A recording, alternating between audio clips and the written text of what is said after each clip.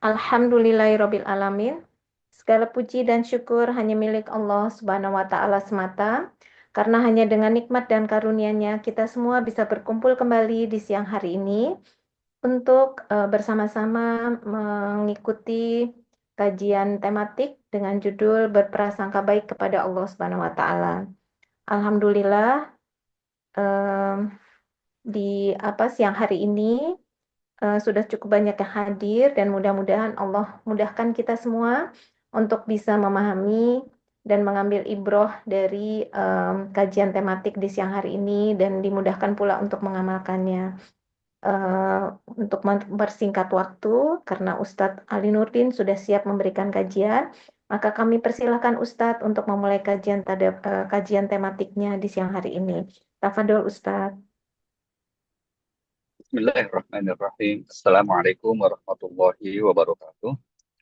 Waalaikumsalam warahmatullahi wabarakatuh. Alhamdulillah, assalatu wassalamu ala rasulillah wa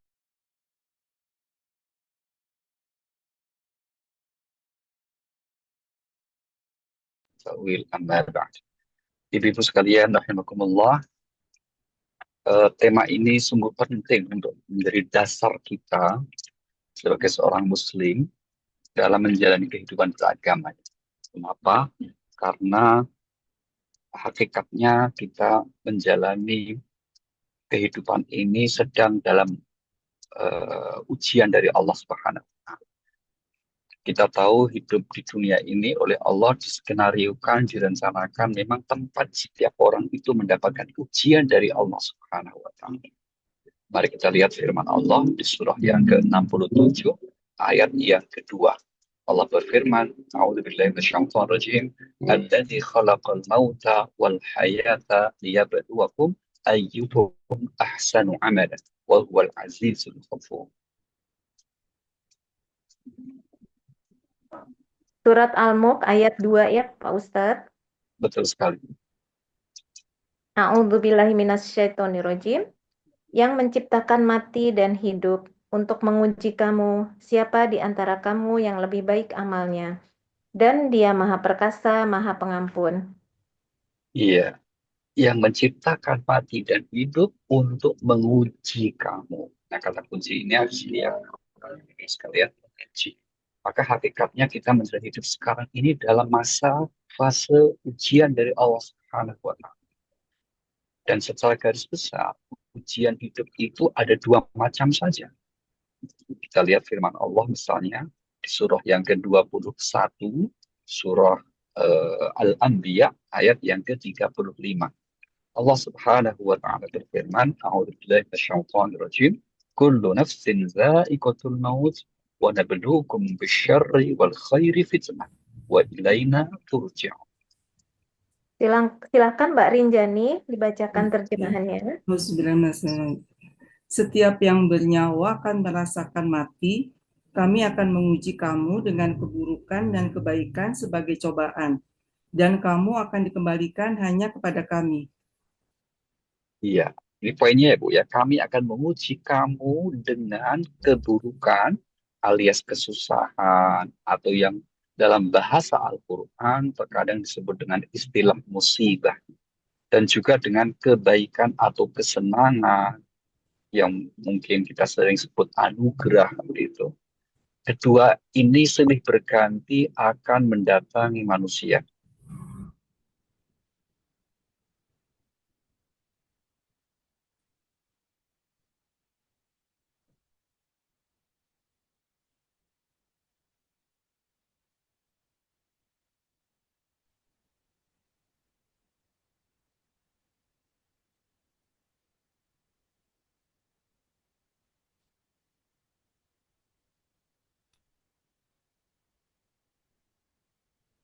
Recording in progress. Ya. Di antara sikap yang baik itulah berhusnudzon. Kita berprasangka baik kepada Allah Subhanahu wa Ta'ala. Sekarang mari kita lihat contoh ujian yang pada umumnya kita tidak suka, yaitu apa? Musibah. Beberapa contoh ujian berupa musibah ini disebut di Al-Quran di surah yang kedua Al-Baqarah ayat 155. di mana Allah berfirman, A'udzubillahi minasyaitonirrajim, وَلَنَبْلُوَنَّكُمْ بِشَيْءٍ مِنَ الْخَوْفِ وَالْجُوعِ وَنَقْصٍ مِنَ الْأَمْوَالِ وَالْأَنْفُسِ وَالثَّمَرَاتِ وَبَشِّرِ الصَّابِرِينَ. Ayat berapa Ustadz Punten? 155. 155. Baik. A'udzubillahi minasyaitonirrajim. Dan kami pasti akan menguji kamu dengan sedikit ketakutan, kelaparan, kekurangan harta, jiwa, dan buah-buahan. Dan sampaikanlah kabar gembira kepada orang-orang yang sabar, Iya. Siapa itu orang yang dimaksud orang sabar? Lanjut, Bu. 156-nya. yaitu orang-orang yang apabila ditimpa musibah, mereka berkata, Inna lillahi wa inna ilaihi roji'un. Sesungguhnya kami milik Allah, dan kepadanya lah kami kembali. Iya, inilah yang disebut sebagai musibah. Kekurangan harta, kekurangan jiwa, sedikit ketakutan, kelaparan, dan seterusnya.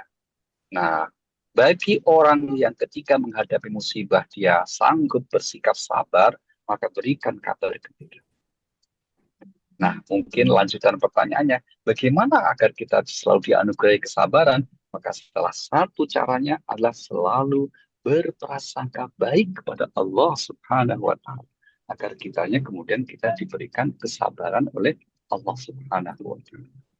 Ini sebagai awal latar belakang mengapa kita mesti harus berprasangka baik kepada Allah Subhanahu wa Ta'ala. Kemudian yang kedua, bagaimana cara kita menguatkan diri agar selalu berprasangka baik kepada Allah Subhanahu wa Ta'ala. Dari sekian ayat di Al-Quran, di antara poin-poin penting agar kita selalu berprasangka baik, nomor satu adalah kita meyakini ya, segala ketetapan Allah, segala yang berasal dari Allah itu baik. Tidak ada yang buruk yang berasal dari Allah. Nah, mari kita lihat firman Allah di surah yang keempat, surah An-Nisa, ayat yang ke-79. Di mana Allah berfirman, A'udzubillahi minasyaitonir rajim, ma asabaka min hasanin fa min Allah, wa ma asabaka min sayyi'atin fa min nafsik, wa arsalnaka lin-nasi rasula wa kafa billahi syahida. A'udzubillahi minasyaitonirrajim. Apa saja nikmat yang kamu peroleh adalah dari Allah, dan apa saja bencana yang menimpamu, maka dari kesalahan dirimu sendiri. Kami mengutusmu menjadi rasul kepada segenap manusia, dan cukuplah Allah menjadi saksi. Iya, ini poin kita ya, Ibu ya. Apa saja kebaikan yang kamu terima itu dari sisi Allah. Sedangkan keburukan itu dari kesalahan dirimu dalam menyikapi hal. Kira-kira begitu. Jadi apa saja yang terjadi menimpa kita, itu adalah terjadi karena izin Allah. Dan kalau Allah izinkan, itu sebetulnya mengandung hikmah kebaikan. Karena apa? Karena tidak ada yang buruk yang berasal dari Allah Subhanahu wa Ta'ala. Nah, kita lihat surah yang ke-64, surah At-Taghabun, ayat yang ke-11. Di mana Allah berfirman, Ma asabatin musibatin illa biiznillah. Wa may yu'min billah yahdi qalbah. Wallahu bikulli syai'in alim. A'udzubillahi minasyaitonirrajim. Tidak ada suatu musibah yang menimpa seseorang kecuali dengan izin Allah. Dan barang siapa beriman kepada Allah, niscaya Allah akan memberi petunjuk kepada hatinya. Dan Allah Maha mengetahui segala sesuatu.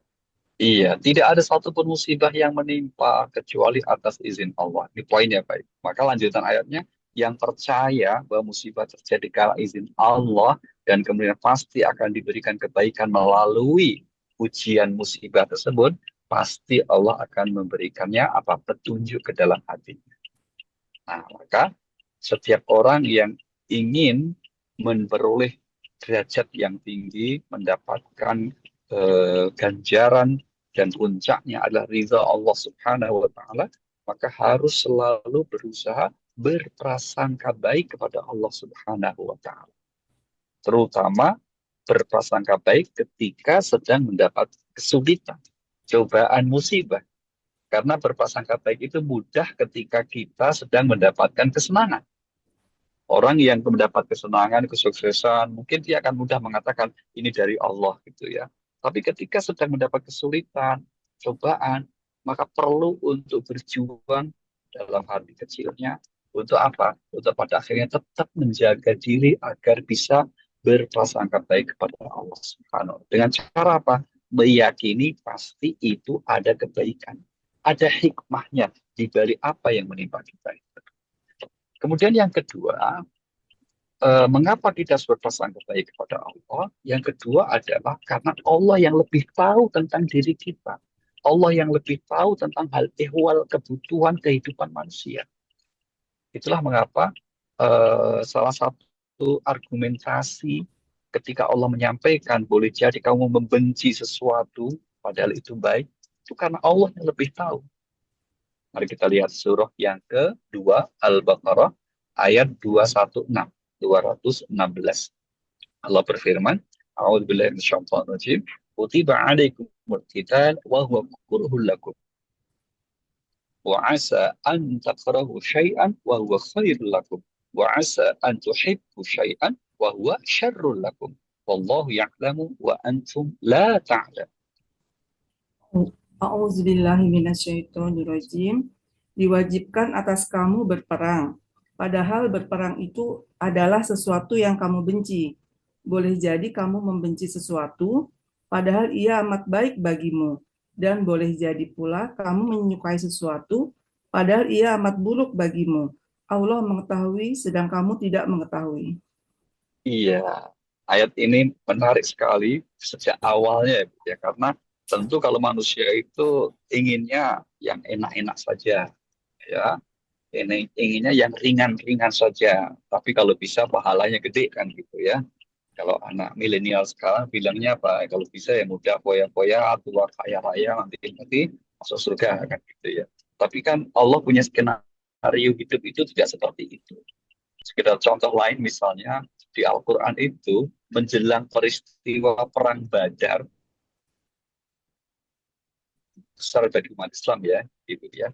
Itu umat Islam itu kan punya dua musuh, satu yang kafilah dagang yang dipimpin Abu Sufyan yang nggak bersenjata tapi rampasannya banyak. Yang kedua pasukan kaum musyrik yang bersenjata lengkap jumlahnya lebih banyak. Maka kemudian kecenderungan para sahabat Nabi itu milih yang kafilah dagang ini, yang apa? Yang perangnya mesti menang dan kemudian keuntungannya besar. Maka Allah kemudian kritik seperti itu. Allah punya agenda hidup yang berbeda. Nah, di sini berlaku apa? Boleh jadi kamu membenci sesuatu pada sebetulnya itu. Dan boleh jadi kamu menyukai sesuatu belum tentu baik. Spirit seperti ini di Al-Quran itu menariknya Allah tekankan atau Allah kaitkan dengan kehidupan rumah tangga. Mari kita lihat surah yang keempat, surah An-Nisa ayat 19.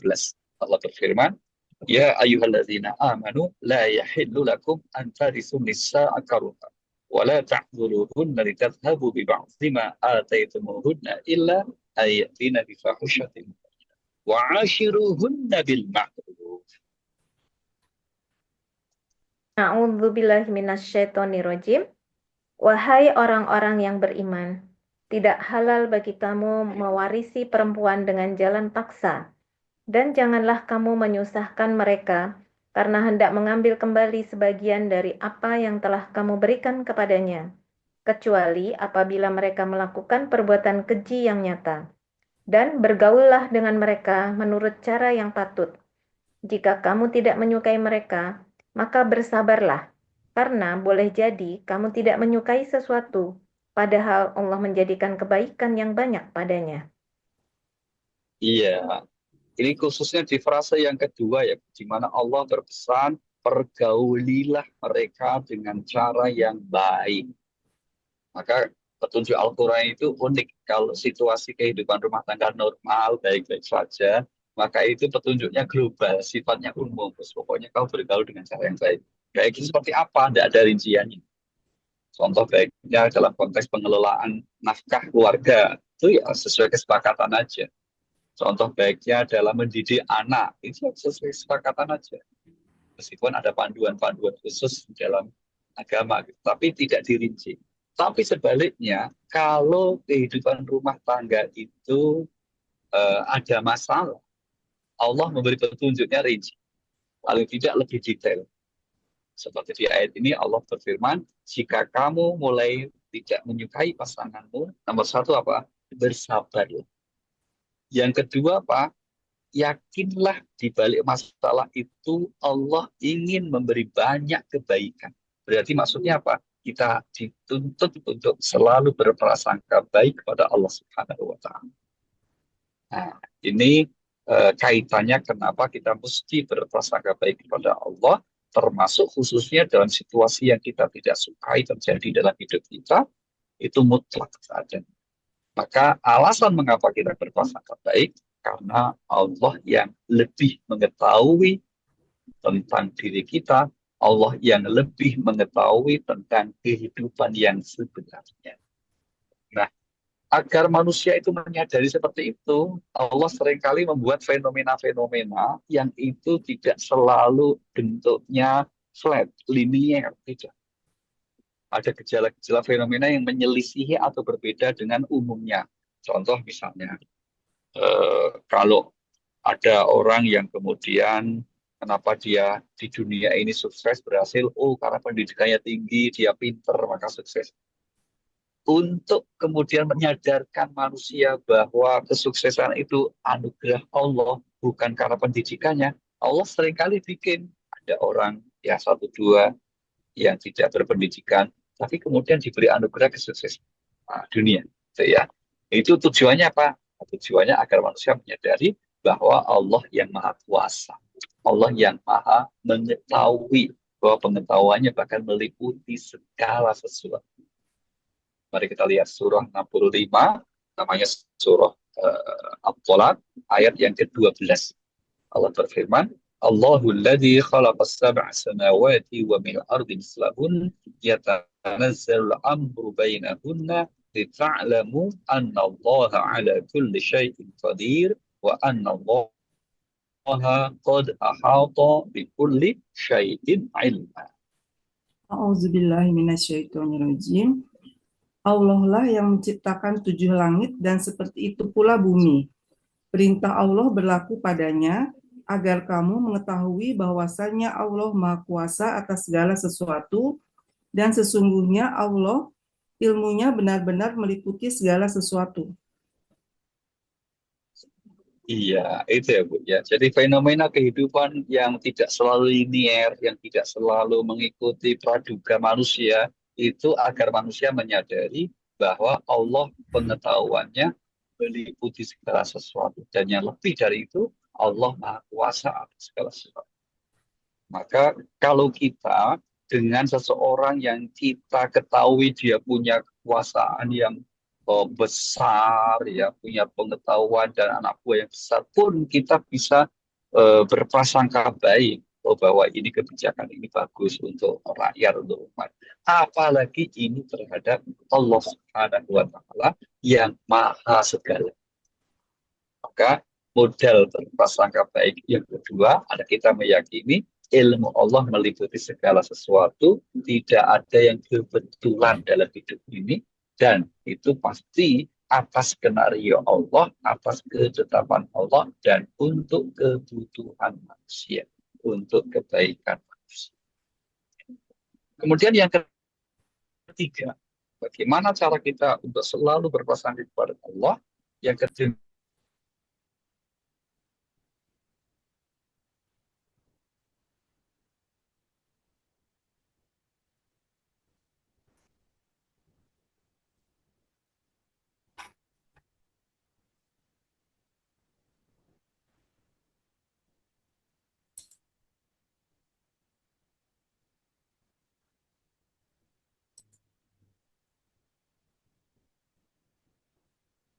Ustadz termute ya?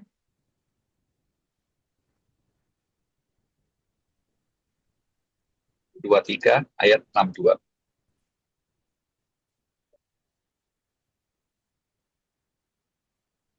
Surat 23 ayat 62. Baik, tadi sempat terputus soalnya Ustadz. Oh iya, siap. A'udzubillahi minasyaitonirrajim. Dan kami tidak membebani seseorang melainkan menurut kesanggupannya. Dan pada kami ada suatu catatan yang menuturkan dengan sebenarnya. Dan mereka tidak dizolimi atau dirugikan. Iya, itu poin kita ya. Bahwa kami tidak memberikan ujian hidup di luar kesanggupan. Ya, itu sudah ditetapkan oleh Allah sejak azali, sejak di Lauh Mahfuz, bahkan sejak Allah sebelum menciptakan kehidupan ini. Sebuah prinsip, Allah tidak akan menguji manusia, melainkan sesuai kesanggupan. Mungkin ada di antara kita yang bertanya, kalau memang prinsipnya seperti itu, kenapa ada orang yang kemudian depresi? Kenapa ada orang yang bunuh diri bahkan? Kan mereka berarti nggak kuat menghadapi ujian. Nah, jawaban kita adalah kalau orang dengan ujian yang sama, yang satu mampu, yang satu lagi tidak mampu, ini kan berarti bukan masalah ujian yang berat, tapi cara orang menyikapi. Saya ulangi lagi, ada jenis ujiannya sama, masalah ekonomi misalnya, masalah rezeki misalnya. Tapi satu pihak bahkan lebih berat ujiannya, ternyata dia mampu santai saja, tenang-tenang saja dengan kondisi ekonominya yang terbatas itu. Tapi di sisi lain ada orang yang kemudian menyikapi itu dengan putus asa. Berarti ini kan bukan persoalan jenis ujiannya, tapi cara orang menyikapinya. Karena dengan cara yang salah itu mengapa seringkali Al-Quran menggunakan istilah ungkapan menzolimi diri sendiri. Yaitu apa? Menyikapi masalahnya tidak dengan cara yang diajarkan dalam agama. Maka akhirnya apa yang terjadi adalah putus asa, bahkan ada yang depresi, akhirnya bunuh diri. Tentu saja itu bukan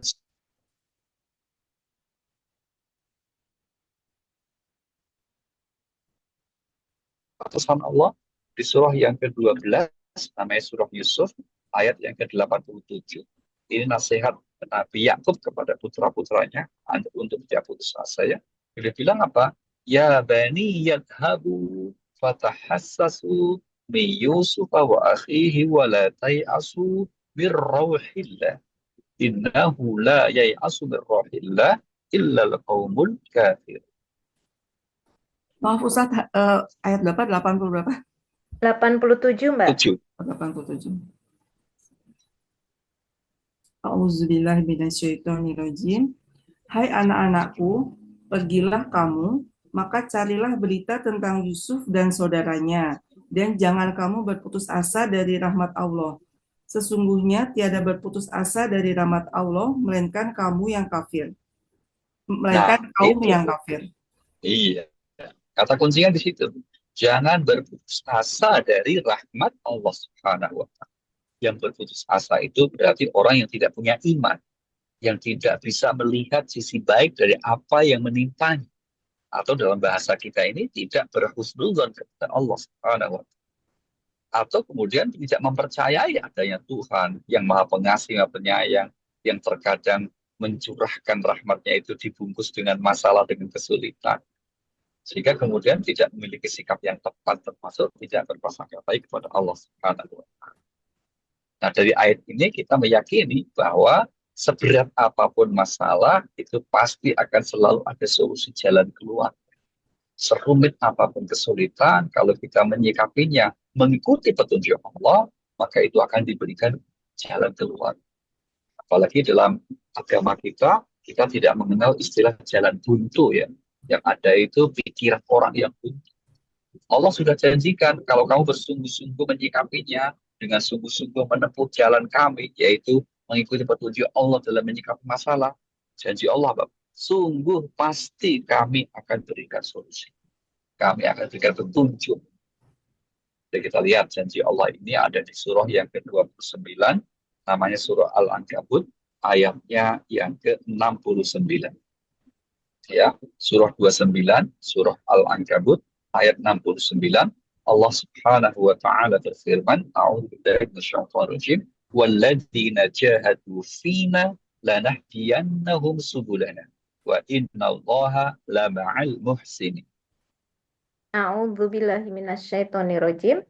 Dan orang-orang yang berjihad untuk mencari keridhaan kami, kami akan tunjukkan kepada mereka jalan-jalan kami. Dan sungguh Allah beserta orang-orang yang berbuat baik. Iya, orang-orang yang berjihad itu maksudnya yang berusaha sungguh-sungguh, yang ikhtiar sungguh-sungguh untuk menempuh jalan ini. Kenapa ini katanya seperti ini? Redaksi kita ingin menyatakan bahwa salah satu bentuk sunatullah atau aturan Allah yang berlaku di dunia ini, ya kita harus ikhtiar, termasuk ikhtiar menghadapi masalah dengan sungguh-sungguh. Kalau ada orang yang meyakini adanya takdir Allah, bahwa segalanya telah ditakdirkan, telah ditetapkan, tapi dia tidak mau ikhtiar, itu berarti sikap yang disebut jahil alias bodoh dan menyelisihi apa yang dituntunkan Allah dan Rasul-Nya yang disebut sebagai sunnatullah dan sunnat Rasul. Karena tugas manusia adalah ikhtiar menghadapi masalahnya. Prasangka baik itu adalah sisi batinnya, sisi rohnya, tapi lahiriahnya harus tetap memaksimalkan bentuk ikhtiarnya. Mari kita lihat surah yang ke-9, surah At-Taubah ayat 105. Surah 9 ayat 105, Allah berfirman, A'udzubillahi minasyaitonir rajim, wa qul i'malu fasayarallahu 'amalakum wa rasuluhu wal mu'minun. Tsumma turadduna ila 'alimil ghaibi wasyahadah fayunabbi'ukum bima kuntum ta'malun. A'udzubillahiminasyaitonirrajim. Dan katakanlah, bekerjalah kamu, maka Allah dan Rasul-Nya serta orang-orang mukmin akan melihat pekerjaanmu itu. Dan kamu akan dikembalikan kepada Allah yang mengetahui yang gaib dan yang nyata. Lalu diberitakannya kepada kamu apa yang telah kamu kerjakan. Iya. Poin ayat ini menegaskan bekerjalah kamu, bukan berhasillah. Karena tugas kita yang ikhtiar. Maka sekali lagi, kalau ada orang yang percaya dengan takdir Allah, kita beriman dengan takdir Allah, tapi tidak mau ikhtiar menjalani kehidupannya, menghadapi masalahnya, maka berarti itu sebuah sikap yang bodoh. Ya, kalau kita sakit, ya harus berobat, itu ikhtiarnya. Kalau pengen hasil, ya usaha, itu ikhtiarnya. Kalau pengen pinter, ya belajar, itu ikhtiarnya. Kalau pengen sehat, kalau dia menjalani pola hidup sehat, itu ikhtiarnya. Dan seterusnya. Sehingga sekali lagi kita berhusnudzon kepada Allah, berprasangka baik kepada Allah, hakikatnya itu untuk melengkapi dan menyempurnakan bentuk ikhtiar kita, untuk tawakal kita kepada Allah Subhanahu wa Ta'ala. Oke, itu poin yang ketiga ya. Jadi meyakini bahwa Allah tidak mungkin memberikan ujian kehidupan di luar kesalahan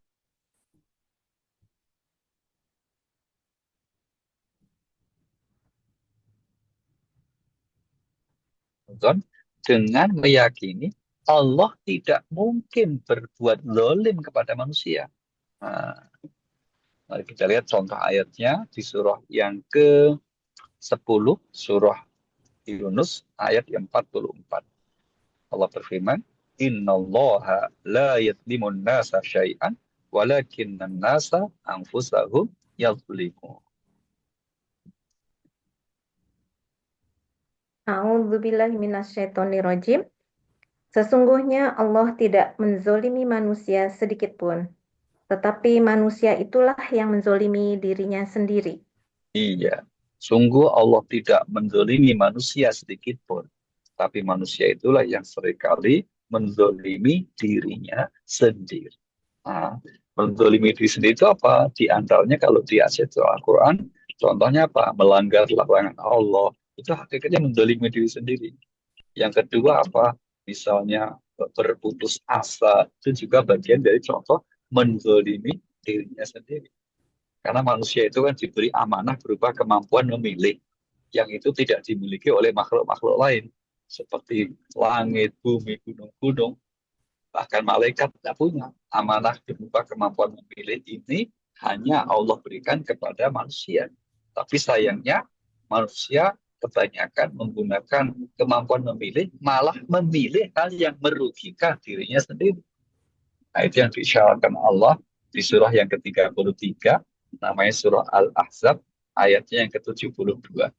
Allah berfirman, Inna aradna al-amanata ala samawati wal ardi wal jibal fa'abayna an yahmilnaha wa ashfaqna minha wa hamalaha al-insan innahu kana zaluman jahula. A'udzubillahi minasyaitonirrajim. Sesungguhnya kami telah mengemukakan amanat kepada langit, bumi, dan gunung-gunung. Maka semuanya enggan untuk memikul amanat itu, dan mereka khawatir akan mengkhianatinya. Dan dipikulah amanat itu oleh manusia. Sesungguhnya manusia itu amat zalim dan amat bodoh. Iya. Apa yang dimaksud amanah di ayat? Yaitu kemampuan memilih. Yang tadi malaikat, langit, bumi, gunung tidak mampu. Tapi sayangnya dengan kemampuan memilih itu sebagian orang justru memilih jalan yang buruk, memilih hal yang merugikan dirinya sendiri. Itulah disebut dengan zaluman jahula. Manusia zalim lagi bodoh. Yaitu apa? Justru memilih sikap yang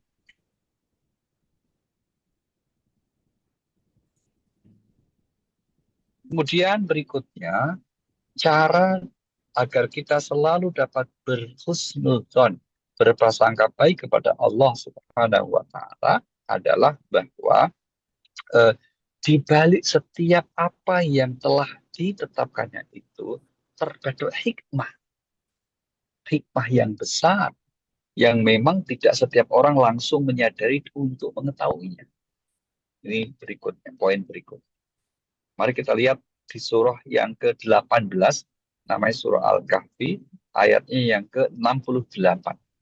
Di ayat ini Allah berfirman, cerita tentang Nabi Yusuf bersama gurunya ya, yaitu Nabi Khidir. Wa kaifa tasbiru ala ma lam tuhit bihi khubra. A'udzubillahi minasyaitonirrajim. Dan bagaimana engkau akan dapat bersabar atas sesuatu, sedang engkau belum mempunyai pengetahuan yang cukup tentang hal itu?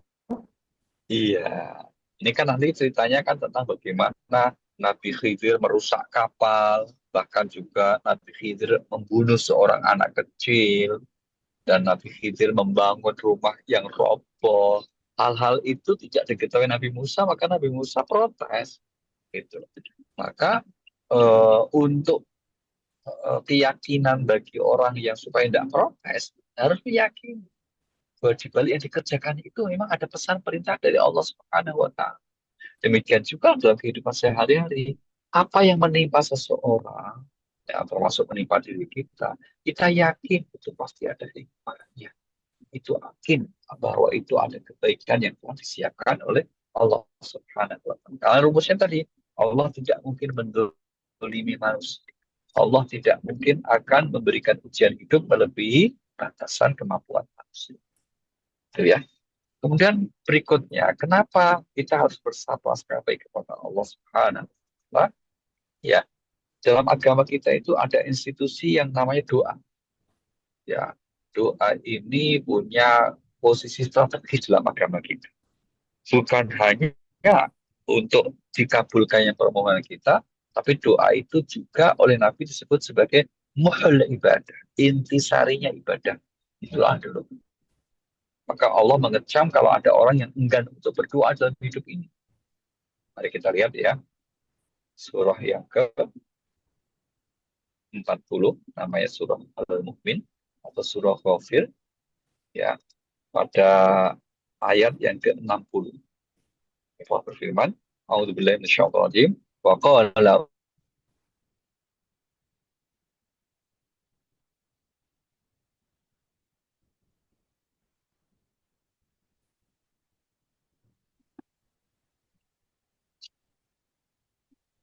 A'udzubillahi minasyaitonirrajim. Dan Tuhanmu berfirman, berdoalah kepadaku, niscaya akan kuperkenankan bagimu. Sesungguhnya orang-orang yang menyombongkan diri dari menyembahku akan masuk neraka jahanam dalam keadaan hina-dina. Nah, ini bagi yang tidak mau berdoa dianggap takabur, maka diancam oleh Allah dengan jahat. Maka Berdoa itu bukan hanya sebagai bentuk cara agar keinginan kita dikabulkan, hajat tercapai, bukan. Tapi untuk mendapat ridho dari Allah Subhanahu wa Ta'ala. Perkenan ridho dari Allah Subhanahu wa Ta'ala. Ya, ini yang penting sehingga Nabi menyebutnya sebagai inti ibadah. Karena semakin banyak sering kita berdoa, itu akan semakin besar Allah ridho dengan kita. Mari kita lihat surah 25, ya, surah 25 Al-Furqan pada ayat yang ke-77. Allah berfirman, A'udzubillahi minasyaitonir rajim, "Qul ma ya'ba'u bikum rabbi laula du'aukum faqad kadzdzabtum fasawfa yakunu lizama." A'udzubillahi minasyaitonirrajim. Katakanlah Muhammad kepada orang-orang musyrik, Tuhanku tidak akan mengindahkan kamu, kalau tidak karena ibadahmu. Tetapi bagaimana kamu beribadah kepadanya, padahal sungguh kamu telah mendustakannya, karena itu kelak azab pasti menimpamu. Iya, Tuhanmu tidak akan mempedulikan hidupmu kalau bukan karena doa-doa. Kalau bukan karena permohonan kamu dalam untayan doa sebagai ibadah kepada aku. Gitu ya. Jadi sekali lagi, kenapa kita harus berdoa sebagai bentuk husnuzon kita kepada Allah? Kan kita nggak mungkin meminta kepada seseorang atau kepada pihak yang tidak bisa mengabulkan kan. Maka hubungan doa dengan husnuzon itu begitu. Maha kuasa, Allah maha segalanya, termasuk kalau kemudian Allah akan memberi solusi atas masalah kita, maka kita berdoanya kepada Allah. Ya, maka dengan doa itu Allah akan ridho dengan hidup kita, meskipun Allah belum tentu memenuhi hajat yang kita mintakan dalam doa. Kalau Allah tidak melihat ada kebaikan untuk kita, ya tak dikabulkan, maka Allah akan mengganti dengan yang lain. Sebaliknya, kalau Allah kemudian eh, melihat hal baik dari hidup kita, maka terkadang meskipun kita nggak berdoa pun Allah berikan. Sehingga kemudian doa ini sekali lagi bukan sebagai alasan supaya kita diberi akhirnya doa. Enggak, karena Allah itu lebih banyak memberi kepada manusia sebelum meminta. Ya, saya ulangi, Allah lebih banyak memberi hal manusia, memberi rahmat, memberikan segala sesuatu kebaikan kepada manusia, bahkan sebelum manusia itu meminta. Dan yang bisa melakukan itu hanya Allah. Kalau manusia kan terkadang diminta aja nggak diberi, gitu kan? Tapi kalau Allah, insya Allah, ya, sehingga kita tidak meminta pun diberikan.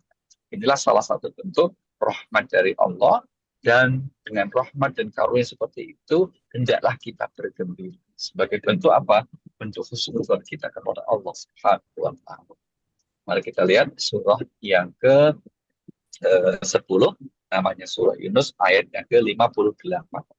Allah Subhanahu wa Ta'ala berfirman, A'udzubillahi minasyaitonir rajim. Qul bi fadlillahi wa bi rahmatihi fabidzalika falyafrahu huwa khairum mimma yajma'un. A'udzubillahiminasyaitonirrajim. Katakanlah, dengan karunia Allah dan rahmatnya, hendaklah dengan itu mereka bergembira. Karena karunia Allah dan rahmatnya itu adalah lebih baik dari apa yang mereka kumpulkan. Iya, apa itu karunia rahmat Allah? Khusus berupa keimanan, berupa kita diberi anugerah kemampuan untuk menghindari keburukan, kemaksiatan, dan diberi kemampuan untuk melakukan kebaikan. Itu disebut karunia rahmat Allah, yang itu lebih baik dari apa yang biasa dikumpul-kumpulkan oleh manusia. Maka bagi seorang muslim tidak ada alasan hidup itu menjadi sedih, menjadi kecewa, apalagi sampai putus asa, karena hakikatnya kita telah diberikan rahmat karunia oleh Allah Subhanahu wa Ta'ala, dan itu lebih baik dari apapun yang biasa dikumpulkan oleh manusia. Alhamdulillah. Mungkin demikian untuk siang kali ini. Semoga kita senantiasa dapat mampu untuk selalu husnuzon berprasangka baik kepada Allah Subhanahu wa Ta'ala. Terima kasih. Kami kembalikan ke Ibu Ari. Silahkan tanya jawab. Assalamualaikum warahmatullahi wabarakatuh. Baik, terima kasih Ustadz Ali Nurdin. Saatnya kita berada di sesi tanya jawab. Silakan Bapak dan Ibu, bagi yang ingin bertanya, boleh langsung unmute atau bisa juga menuliskan pertanyaannya di room chat. Silakan. Assalamualaikum. Waalaikumsalam. Silakan Bu Ani. Assalamualaikum Ustadz Ali Nurdin. Waalaikumsalam. Salam, Bu. Saya mau tanya tentang itu ada dua, kalau tidak salah ada dua ayat yang dalam Al-Quran itu yang menyebutkan tentang Allah tidak membebani apa maksudnya memberikan musibah melebihi kesanggupannya. Itu ada di surat Al-Baqarah juga ya Ustadz di ayat 286. Itu bedanya apa dengan surat 23 tadi ayat 62? Maksudnya bebannya itu apa gitu? Karena saya pernah mendengar dari kajian bahwa yang surat Al-Baqarah ayat 286 itu beban itu terhadap ibadah kita. Jadi kita tidak susah-susah memaksakan diri untuk beribadah kalau kita tidak sanggup. Maksudnya ketika kita sholat duduk tidak bisa berdiri duduk. Apakah betul itu Ustadz? Ada apa bedanya dengan Baik, surat 23 dengan 62 itu? Terima kasih Ustadz. baik. Makasih, Bu. Makasih, Bu. Pertanyaan menarik sekali, bagus sekali. Betul itu, Bu. Pemahaman itu betul ya. Bahkan sebetulnya ungkapan ini di Al-Quran ada 4 ya, Bu ya. Ada 4 kali ya. Yang 2 kalinya lagi itu berkaitan dengan kehidupan rumah tangga. Yaitu di Al-Baqarah ayat yang ke-233. Satu lagi di At-Tolak ayat 7. Itu artinya Allah tidak membebani manusia di luar kesanggupannya dikaitkan dengan memberikan nafkah kepada keluarganya. Nah, gitu ya. Itu kalau Ustadz yang ayat di 7 surat apa ya Ustadz yang ayat 7 yang kedua? surah Surat apa? 65, surah At-Tolak. Oke, ya Ya, ya ya. surah At-Tolak itu Baik. adalah berkaitan dengan nafkah. Maka seorang suami tidak dibebani untuk memberi nafkah kepada istrinya melebihi kesanggupannya. Nah, gitu. Maka di sini ungkapan ini juga menggambarkan agar istri tidak menuntut lebih dari kemampuan suami. Nah, kalau melihat suami sudah berusaha sungguh-sungguh, amanah, jujur, terus akhirnya menyerahkan nafkahnya kepada istri, ya disyukuri dengan sebaik-baiknya. Karena di situ letak keberkahannya. Gitu ya. Meskipun memang kalau bisa ya suami itu bisa memberi nafkah melebihi kebutuhan istri, gitu ya Bu ya. Kalau bisa kan gitu ya. Tapi paling tidak dari sisi ungkapan tadi menggambarkan demikian. Nah betul sekali. Jadi kalau di Al-Baqarah memang itu urutannya kan dari ayat 284-nya ya. Bu, ya. 284-nya itu kan Allah bilang begini. Wa in tubdu ma fi anfusikum aw tukhfu yuhasibkum bihillah. Ya artinya apa? Apa yang kamu nyatakan dan apa yang kamu simpan di hatimu itu Allah akan menghisap. Nah, itu. Maka saat itu para sahabat itu langsung merasa keberatan. Waduh, kalau yang lahir dihisap oke lah. Tapi kalau yang di batin juga dihisap ya nggak bisa tuh Tuhan, kita berat lah. Masa baru kerentek di hati terus mati aja dihisap, diminta pertanggungjawaban. Nah, maka lanjutan ayatnya itu ya 286-nya Allah menyatakan la yukallifullahu nafsan illa usaha. Allah sekali-kali tidak akan membebani manusia di luar kesanggupan. Nah, sedangkan di surah 2362 tadi itu berkaitan prinsip umum ya, Bu, ya dalam apa saja. Jadi bukan hanya urusan nafkah, bukan hanya dalam urusan ibadah, tapi urusan ujian hidup atau apa saja itu prinsipnya Allah tidak akan membebani manusia, melainkan sebatas kemampuannya. Maka itu dikaitkan dengan walaidaina kita di sisi kami ada kitab. Artinya apa prinsip itu telah ditetapkan Allah dalam catatan kitab Lauh Mahfuz bahwa Allah itu tidak membebani manusia sekaligus tidak mungkin mendolimi manusia. Terima kasih Bu. Terima kasih Ustadz sudah jelas. Terima kasih Bu Ani. Ada lagi yang bertanya? Silakan.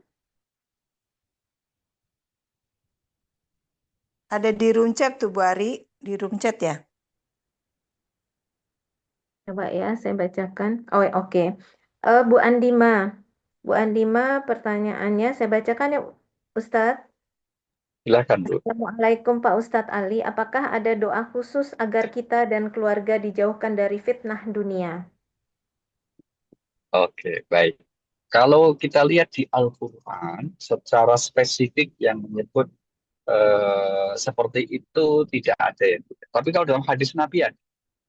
Dalam hadis Nabi itu intinya doanya, ya Allah, aku berlindung kepada Engkau untuk menjadikan dunia ini sebagai sebagai cita-citaku, sebagai keinginan besarku. Hamdina itu. Bahwa jangan-janganlah engkau menjadikan dunia ini sebagai cita-cita besar. Ini berarti apa? Kita dihindarkan dari fitnah fitnah dunia. Nah, kurang lebih intinya begitu. Jadi kalau mau dalam bahasa Arabnya, ya Allahumma la taj'al ad-dunya hammi fi qulubi. Ya Allah, jangan engkau jadikan dunia ini sebagai semacam kriteria atau yang sangat ingin capai dalam hidup. Sehingga kita tidak menjadikan atau tidak terkena fitnah dunia. Yang memang dalam Al-Quran, fitnah dunia ini kan sebagai fitnah yang besar, ya, cobaan yang besar. Khususnya fitnah harta. Ya, fitnah harta atau cobaan menyangkut harta itu adalah sesuatu yang besar. Sehingga Allah sampai secara khusus menegaskan, ketahuilah bahwa itu adalah cobaan yang besar. Kita lihat contohnya misalnya di surah yang ke-8, surah Al-Anfal ayat 28. Allah berfirman, wa'lamu annama amwalukum wa auladukum fitnah wa annallaha 'indahu ajrun 'azim. A'udzubillahi minasyaitonirrajim. Dan ketahuilah bahwa hartamu dan anak-anakmu itu hanyalah sebagai cobaan. Dan sesungguhnya di sisi Allah ada pahala yang besar. Iya, jadi cobaan itu terjemahan dari kata fitnah, ya Bu. Fitnah di Al-Quran itu berbeda dengan fitnah dalam bahasa Indonesia. Kalau fitnah dalam bahasa Indonesia itu kan menuduh seseorang tidak benar. Oh, kamu jangan fitnah tuh. Nah, gitu ya. Tapi kalau fitnah di dunia itu di antara maknanya adalah sebagai cobaan. Maka tadi agar kita terhindar dari fitnah dunia, sebetulnya di samping doa yang harus kita lakukan adalah mendidik hati ini untuk tidak berlebihan mencintai dunia. Karena sebetulnya pangkal segala masalah, pangkal segala kesulitan kerumitan hidup, ketika manusia itu mencintai dunia secara berlebihan. Mari kita lihat surah yang ke-89, surah Al-Fajr, ayat yang ke-20. Ya, Allah berfirman, wa tuhibbunal mala hubban jamma.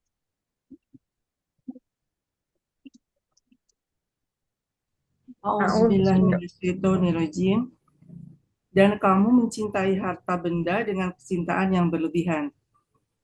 Iya, kamu mencintai harta benda dengan kecintaan yang berlebihan.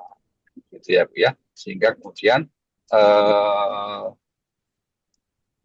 orang yang melakukan itu akan kesulitan-kesulitan. Nah, satu lagi di antara juga doa yang Nabi ajarkan itu yang sering kita baca di sholat itu, di tahiyat akhir itu. Ini juga doa agar kita terhindarkan fitnah dunia. Yaitu apa? Allahumma inni a'udzubika min azabil qabri wa min azabil nar wa min fitnatil mahya wal mamati wa min fitnatil masihid dajjal. Ya, itu kan salah satunya apa? Ya Allah, aku berlindung kepadamu dari azab kubur, dari azab neraka, dari fitnah kehidupan dunia. Min fitnatil mahya. Itu salah satu yang kita hayati ya dalam sholat kita, memang disunahkan untuk membaca doa ini, yang salah satu intinya kita mohon kepada Allah untuk dihindarkan dari fitnah kehidupan dunia. Terima kasih, Bu.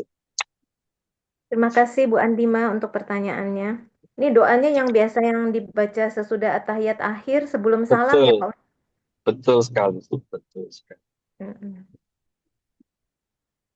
Ada pertanyaan lagi, Bu Ibu? Saya beri kesempatan satu pertanyaan lagi sebelum nanti Ustadz. Oh ini, Ibu Hida, saya bacakan ya Ustadz. Izin bertanya, apakah betul sesungguhnya tidak ada cobaan yang baik atau yang buruk dalam paradigma Allah? Yang membuat kategori baik dan buruk adalah manusia. Tetapi dalam ayat tadi disebutkan cobaan yang baik dan yang buruk. Mana yang benar ya Ustadz? Oke, baik. Jadi intinya gini, Bu. Semua ketetapan Allah itu baik. Itu poinnya ya. Ya, semua ketetapan Allah itu baik. Tapi bentuk ketetapan Allah yang baik itu nanti berupa ujian kehidupan ini yang berupa kesusahan dan kesenangan. Nah, susah dan senang ini adalah memang paradigma manusia, betul sekali. Maka biasa sakit kan kita susah. Tapi sebetulnya dengan sakit kalau kita sabar kan baik.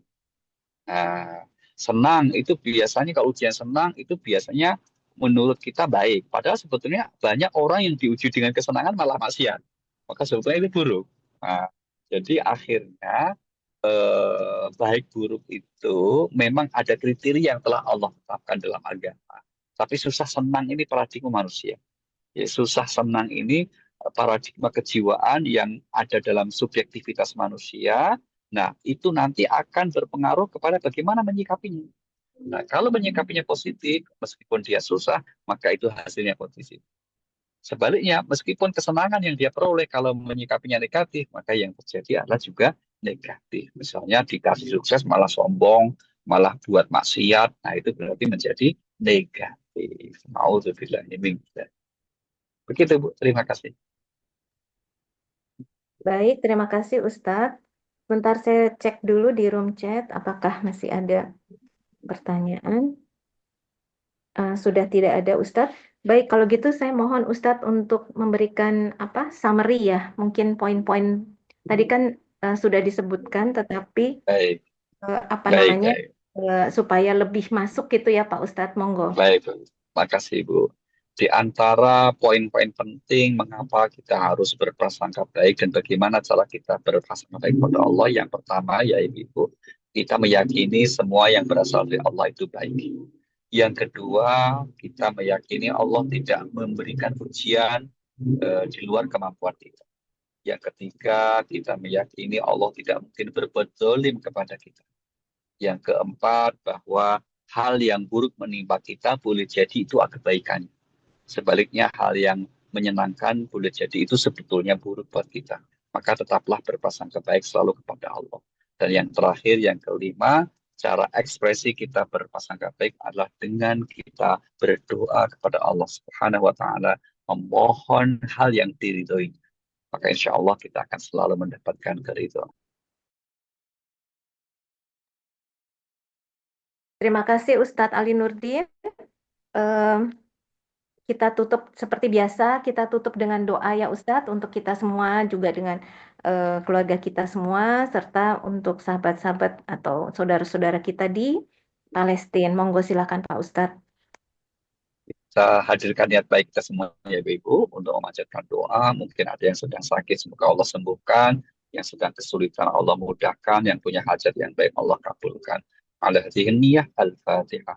أعوذ بالله من الشيطان الرجيم بسم الله الرحمن الرحيم الحمد لله رب العالمين الرحمن الرحيم مالك يوم الدين إياك نعبد وإياك نستعين اهدنا الصراط المستقيم صراط الذين أنعمت عليهم غير المغضوب عليهم ولا الضالين آمين آمين آمين ya rabbal alamin. Subhanahu wa bihamdika asyhadu an la ilaha illa anta wa atubu ilaik. Terima kasih sekali lagi dan mohon maaf.